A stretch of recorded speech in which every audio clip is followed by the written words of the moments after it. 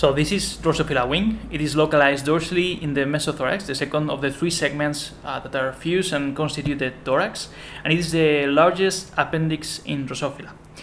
It is a structure that has ectodermical origin, and in the adult is formed by two only layers of epithelial cells, one that is dorsal and one that is ventral. So in the image you can see the most important anatomical subdivisions of the wing. In green, the blade, or the main part of the wing, and then in blue there's the hinge, which is attached to the body. Also, there are 5 longitudinal veins, that are numbered from L1 to L5. L1 is coincident with the margin of the wing. Then here you have L2, L3 and L4 in the middle, and L5 in the most posterior part. There are 3 symmetry axes in the wing that are very relevant during development. The most obvious is, of course, the proximodistal one. In the proximal part, you can see it's the hinge, and in the distal part, there's the tip of the wing. Then the anterior-posterior, which is marked with a dashed line in the picture. So you have here the anterior part of the wing, and then the posterior compartment. And then there's a dorsoventral axis, which is, there are these 2 layers of these 2 epithelial layers that are opposed to each other in the wing. Flies belong to the insect order of Diptera, which, as its name indicates, are insects with 2 wings. However, other insects have 4 wings, and actually this is the stage that is considered to be ancestral in insects, to have 4 wings. So Drosophila has 2 alters here in the third thoracic segment, that are considered to be homologous to the posterior wings of other insects, such as butterflies or Odonata. So also, this structure here, that is called the notum, which is mostly the external part of the thorax in the segment T2, is linked to the developmentally linked to the wing. So just wanted to present here this part. Drosophila is a holometabolous insect, which means that it goes through different larval stages and it undergoes a process of full metamorphosis. So its development consists of 3 main phases. In the first place, there's the embryonic phase, which takes place between fecundation and hatching, and it lasts about 24 hours, and is at the same time divided in 17 stages. So this embryonic stage is actually it has 17 different stages. So after that there are 3 larval stages, during which larvae feeds actively, and that lasts about 4 days at 25 degrees. After which there's a pulse, like a hike of hormone ecdysone, and the metamorphosis process begins. The first 12 hours are known as the pre-pube period, and during that period the cuticle of the larvae becomes the pube, basically, and the epidermis retracts and gets separated from the pube by a process that is known as apolysis. After these 12 hours, the eversion of the head takes place. This is a very fast process that lasts about 10 minutes, and it marks the start of the true pube stage. During this pube stage, most of the adult structures are generated. So this would be this pube stage together with the larval stages are the most relevant regarding to the development of the wing. After 6 days in the pube stage, the adult emerges or imago, and that's it. That's the life cycle of Drosophila. Here's just a picture of the embryonic development with some more detail. And okay, once the pupe forms, most of the larval tissues degenerate and die, and the adult structures start developing. Most of the structures that are external in the body of the adult, the ones that we can see, come from what are called imaginal discs, that are called. So the name comes from the word imago, which is also the name of the body of the adult.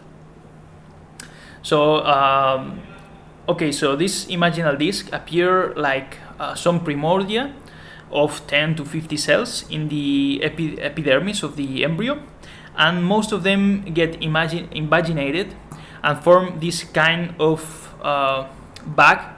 bag-shaped structures, like the one in the figure, that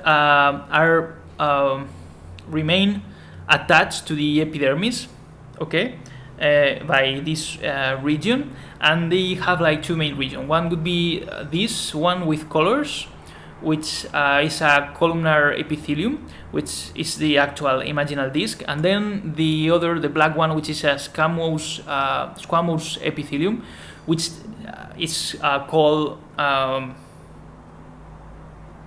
peripodial membrane, and it does not give rise to adult structures.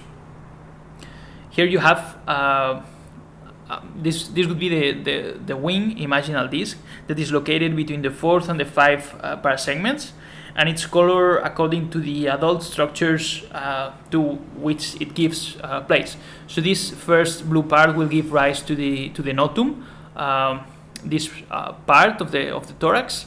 Then the yellow part will give rise to the hinge, and the green part will give rise to the blade, okay, to the blade of the wing. There are 19 different imaginal discs. Here you have their positions in the embryo, and in the lower part in the larvae. Number 2 will give rise to the eye and to the antenna, for instance. Number 5, 6, and 7 to the legs. Number 8 to the wing, and number 9 to the halters, and number 10 to the genitalia. So this one is the one that is not bilateral.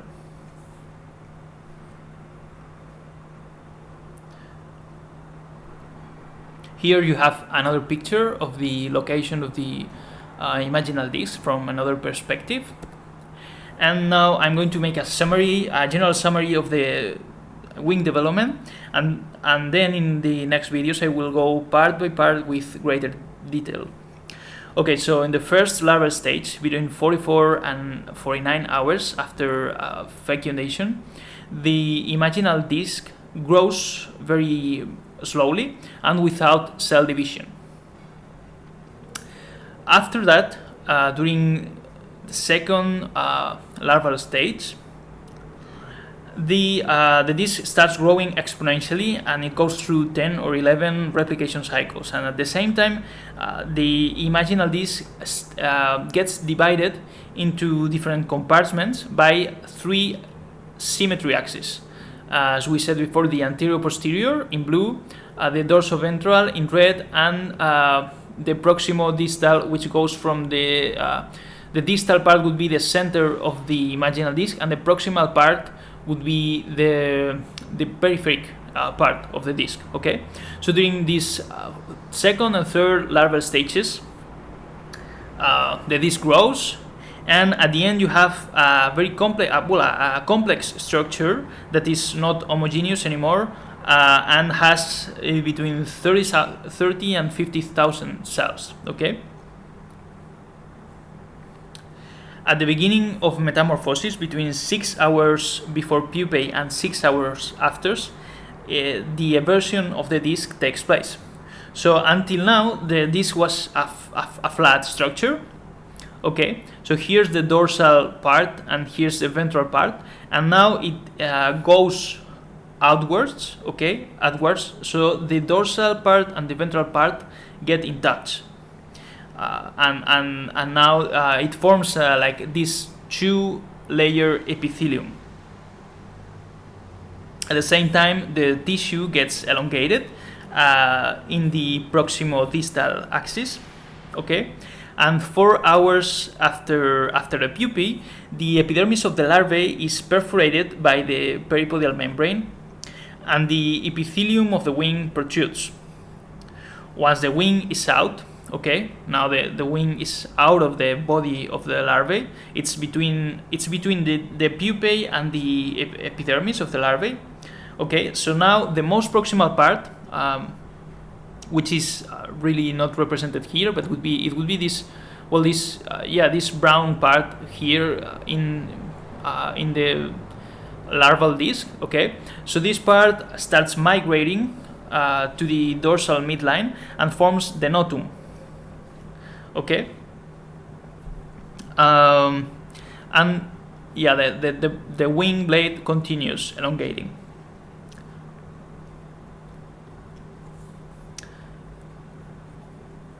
So the final result of this phase is a wing that is it's elongated, and the hinge occupies more or less half of its length, and that is more or less symmetrical with respect to the anterior-posterior axis, unlike the adult shape. Okay. Afterwards, between 16 and 36 hours, the shape of the wing starts changing until it resembles the adult shape. This could be said to be the most important stage regarding the shape of the wing, the determination of the shape of the wing. So at about 14 hours after pup, the epithelium of the wing secretes a cuticle that surrounds it. You can see it as this gray shade here. So here at 7 hours, the cuticle is not secreted yet, or starts to be secreted, and at 14 hours it is already secreted. Okay, so the blade gets attached to this cuticle. So this green part of the wing, the blade, it's really attached to the cuticle. After 18 hours, the hinge, this brown part, starts to contract. Okay, so it gets smaller, and it does so in an asymmetrical way. So it pulls from the blade. It pulls, but since the blade is attached to the cuticle, it is not. It does not go after, but it is the form. Okay, it is. Its shapes gets deformed because of this hinge contraction, okay, and therefore its shape becomes asymmetrical. What happens afterwards is not known in detail, but since the wing already has an adult morphology, it is believed that it is not really important. So between 36 and 70 hours, a new cuticle is secreted. This would be the adult cuticle, and you can see it in the picture as a black line surrounding the wing. Okay. So in this stage, there's no cell cycle, so cells are not dividing, but the wing grows because the size of cells increases. Finally, after eclosion, cells suffer some kind of epithelium-mesenchymal transition, so they lose contact with each other and migrate to the thorax or die. And they only leave a few nerve cells in the veins here. So finally, the cuticle expands and it gets flatter thanks to pressure that is transmitted through the hemolymph through the veins.